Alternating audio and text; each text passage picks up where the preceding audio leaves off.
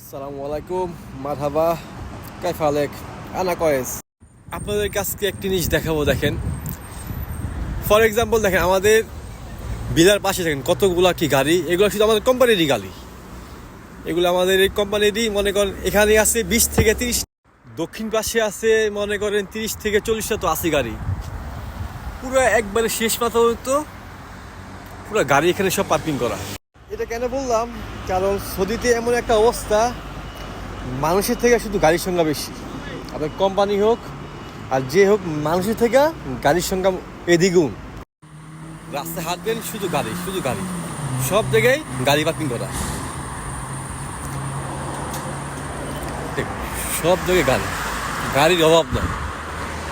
মানে সৌদিতে কি একটা মনে করেন গাড়ির দাম আপনি কম, আপনি 4,000 4,500 রিয়াল দিয়ে আপনি যে কোনো ব্র্যান্ডের গাড়ি আপনি কি পাবেন। দেখেন সব গাড়ি এখানে সব পার্কিং করা, প্রতিটা অলিতে গলিতে গাড়ি পার্কিং, প্রতিটা। মানে মানুষের থেকেই গাড়ির সংখ্যা মনে হয় আপনার অনেক বেশি। মানুষ যদি হয় 100 জন, গাড়ি হবে মনে করে 150 থেকে 180টা। তো জাস্ট আজকে আপনাদেরকে নর্মালি এটাই গাড়ি জিনিসটি একটু শেয়ার করলাম যে সৌদিতে কেমন গাড়ি।